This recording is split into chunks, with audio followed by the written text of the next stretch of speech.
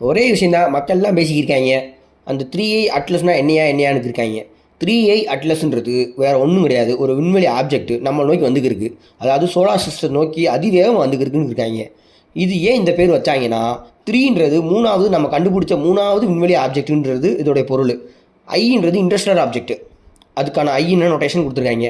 அட்லஸ்ன்ற சீநாட்டில் இருக்க அட்லஸ்ன்ற டெலஸ்கோப்பில் பார்த்துருக்கனால இந்த பேரை இதுக்கு பின்னாடி வச்சுட்டாங்க. இது வேறு ஒன்றும் கிடையாது. அதிவேகமாக வந்துக்கிட்டு இருக்குன்னு சொன்னேன். அதோடய வேகம் என்னென்னா 1,37,000 மைல்ஸ் பெர் ஹவர்னு இருக்காங்க. அது வந்து நம்ம பாஷையில் புரியுற மாதிரி சொன்னோம்னா 61 கிலோமீட்டர் பெர் செகண்டு. பார்த்துக்கிங்க எம்புட்டு வேகம் வருதுண்டு. இது சூரியன் நோக்கி போக போக இன்னும் வேகம் கூடும் இருக்காங்க.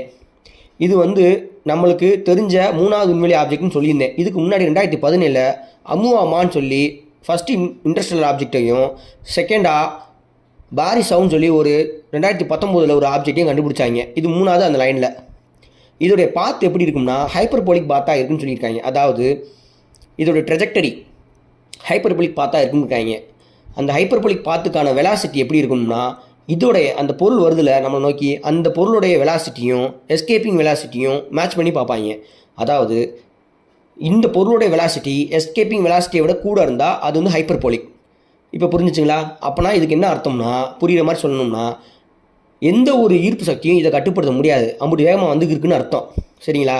இது வந்து பூமிக்கு ரொம்ப அருகில் எப்போ வரும்னா 1.8 ஆஸ்ட்ரோனமிக்கல் யூனிட்டுன்றாங்க. அந்த அளவில் இந்த பூமிக்கு அருகில் வந்துட்டு போகும். அருகில் வரும் தான் சொல்கிறாங்க தவிர அடிச்சிடாது, கவலைப்பட வேணாம். அதுபோக இது சூரியனுக்கு அருகில் 1.4 ஆஸ்ட்ரோனமிக்கல் யூனிட்ஸ் அளவுக்கு வந்து போகும். இது மார்ஸுடைய ஆர்பிட் ரேஞ்சில் வந்துட்டு அப்படியே கடந்து போயிடுவாங்க நம்மால்.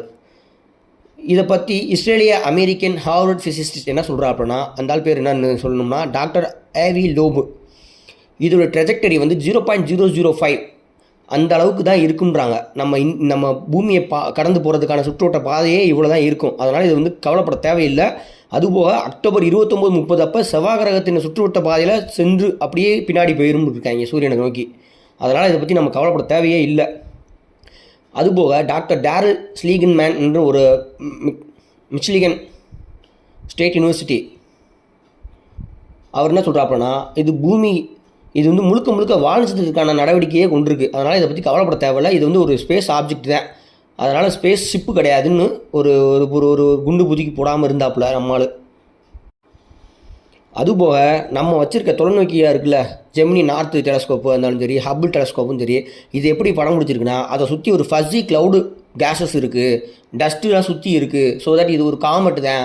காமெட்னா என்னது, ஒரு விதமான வால் நட்சத்திரம் அப்படின்னு இருக்காங்க. சரி, அதனால் அது பயம் இல்லைன்னு சொல்லிட்டோம். சொல்லப்போனால் இதோட வழிபாதையானது விசித்திரமாகவும்